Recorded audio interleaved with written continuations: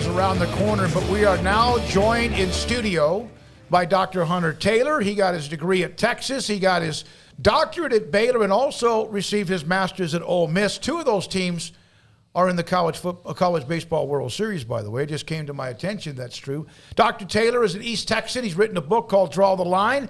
And although it focuses quite a bit on the journey of Jeff Traylor, who's now the UTSA football coach, it's all about the history of high school football in East Texas as well. Dr. Traylor in studio with us with Paul Craig and David Smoak. So when did this become like, well, that mic's got to get up. Yeah, just move it right in front of you. I'm sorry. When did this become your passion? So actually my last year at Baylor, so I was doing a little bit closer. Sorry about that. Right there. There you go. All right. So I'm at my last year at Baylor doing my dissertation for my doctorate. And compliance had an issue with me doing anything basketball related, obviously with working with Coach Drew. And so we decided, hey, let's go ahead and do a deep dive because I wanted to do it over coaching. Let's do a deep dive over Texas high school football and looking at a couple programs that were consistently good. You had these dynamic head coaches, et cetera. So we did 6 of them. We did Coach Traylor at Gilmer, Coach Surratt at Carthage, Coach Dodge in the South Lake Carroll context, Chad Morris, Lake Travis, Gary Joseph, and then Tom Westerberg, and all of the it was bangers. It was incredible, just to learn. But the one that always stuck out was Jeff's because he was so transparent about the staff that he had to the left and the right of him, and then their stories about who they learned under.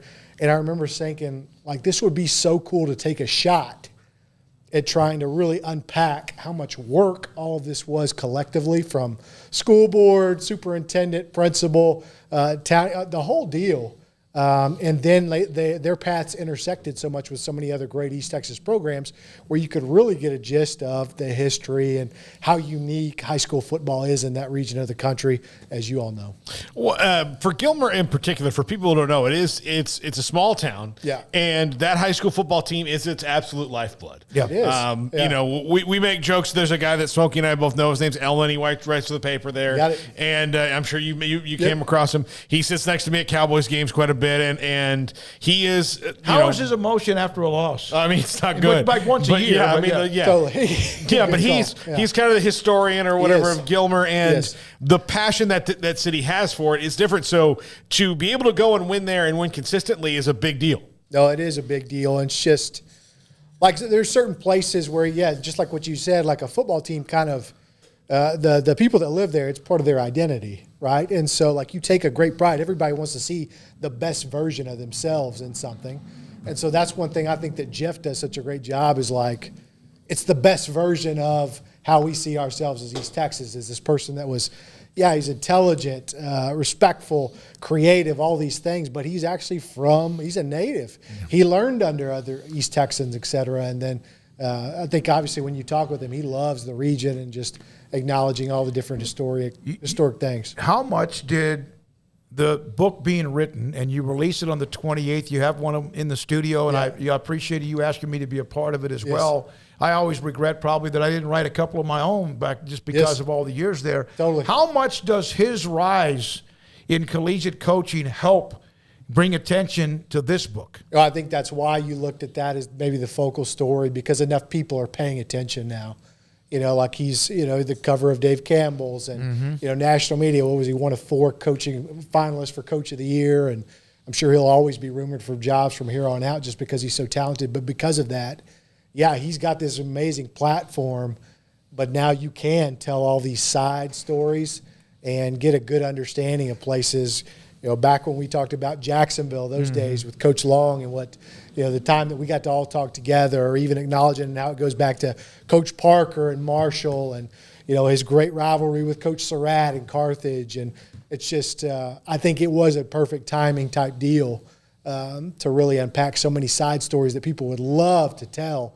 But it's hard to get noticed just because it's the kind of an under the radar part of the country.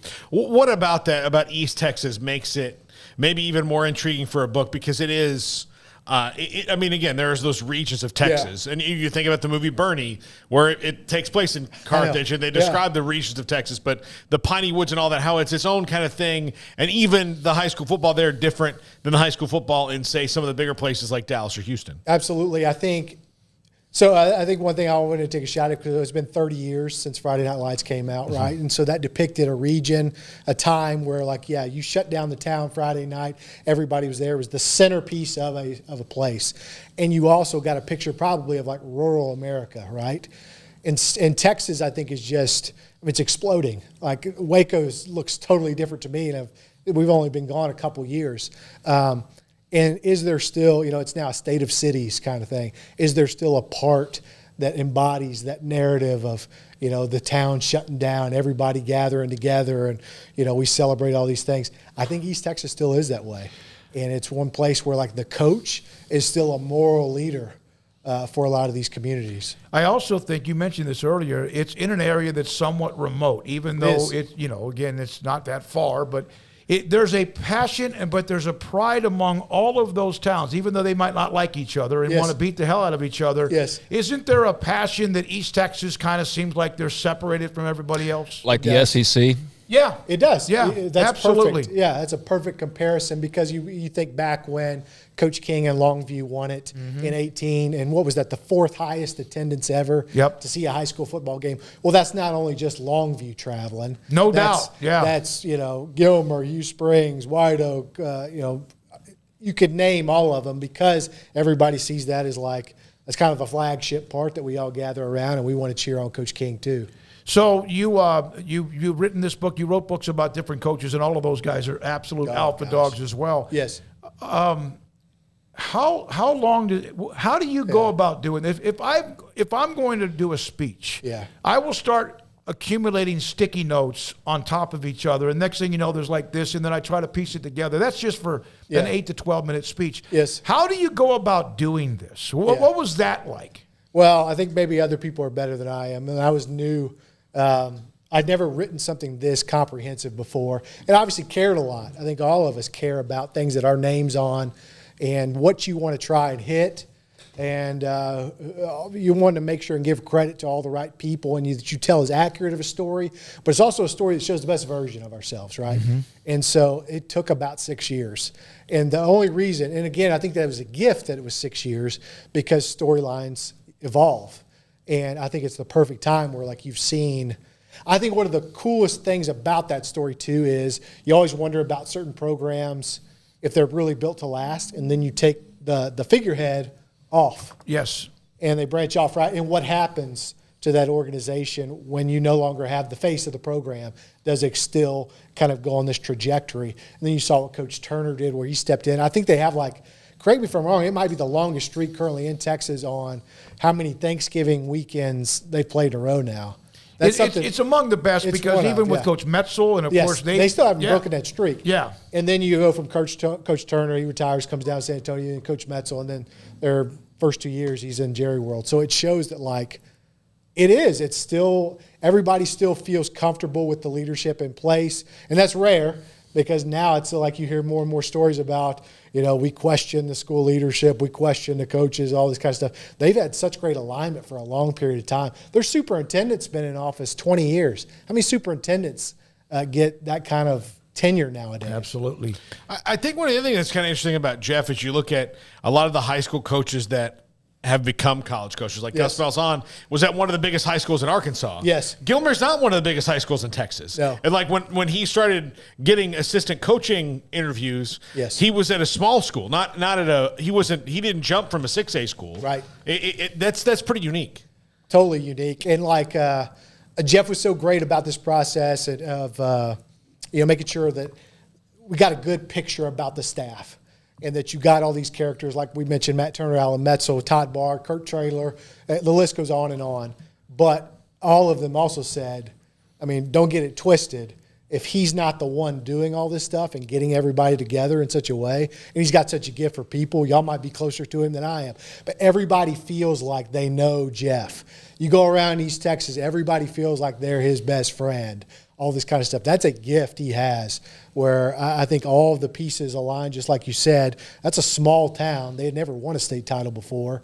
That was not the place when we were growing up, when you were covering, that people were moving to send their kid to the school. Mm-hmm. Their enrollment's growing. They got a brand new high school 2 years ago. You're seeing things. People are putting money into a place.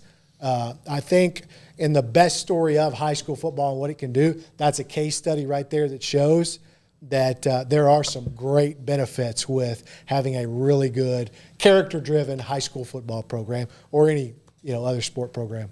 What was it like to, or how fresh, should I say, were the feelings still when you talked about Desmond Pollard with these guys? Especially with the player side. Yeah. You kind of had to be very sensitive when you're having those conversations. McLean Carter, I thought he was phenomenal in how candid and mature he was to reflect on something like that, like you're just saying. And McLean obviously has GJ's little brother, and I loved how he even – to have somebody that idolizes their older brother, but also came into his own. He had a heck of a senior year, had a good career by his own.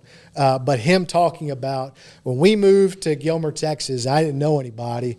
That was my best friend. And we're spending the night, each other, all that kind of stuff. And then we go all the way up, and then he's with me and my brother on kind of playing basketball one day, and a tragedy occurs. And you're right there. You saw it. I mean, that's traumatic for you to even want to think about and rehearse and everything. And I just appreciated how he trusted me enough to be able to share and reflect. And he did a great job. It was just an impressive person. The others were impressive too. But just like what you were saying right there, you could tell that was still a very sensitive thing to talk about. I think McLean Carter, for those who don't know, to tie it into Central Texas, was at Salado High School, I think. Was he not? Yep. Before he moved to Gilmer. I remember that. There is something about that area, East Texas, and we had a baseball writer who's from Lufkin, so this has become like an East Texas show, and it wasn't even planned that way, but I don't care. That's fine. It's a very passionate area. There's a lot of schools from that area. There's dominance with Carthage. Gilmer's had their run among others. But there's an amazing array of how many schools have won a state championship. Yes.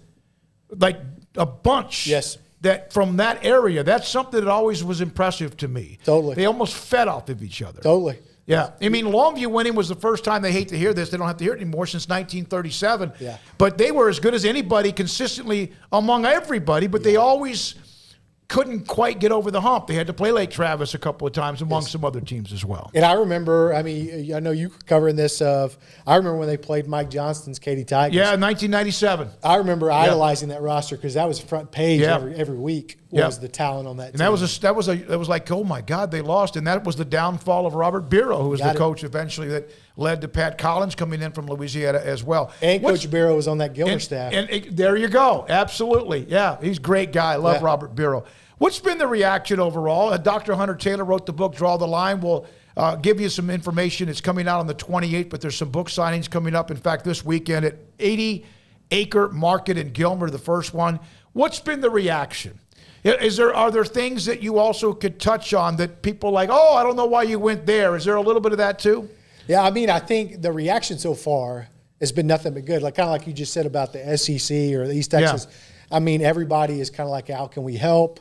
We'd love to be a part of this. Come on and talk about it, all that kind of stuff. You're included with that. If like there's just a hospitality, support, it seems very unconditional, and people are excited that this is a region that gets to be on the front of something. Do you have that graphic, Garrett? There you go. Draw the Line. That's the book. You can see the fan base in the background, and Dr. Hunter Taylor's the one reached out to me and asked me to be a part of it in a way with a comment or two about the history of East Texas as well. Your son's at the Scott Drew basketball camp, and of course you got your doctorate here at Baylor.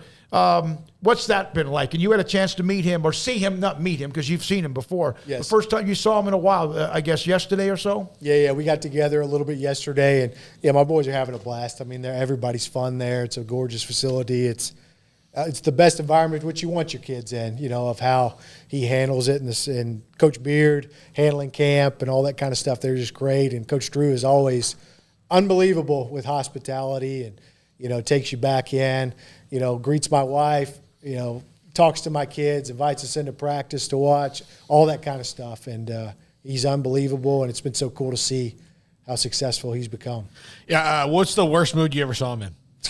Because I was a graduate assistant coach in the start of the 2013-14 year. You remember that year where you had Isaiah, Brady Heslop. I mean, that roster was loaded. Now, especially when you look at rear view, I think there was like 6 NBA players, 1 NFL player, loaded.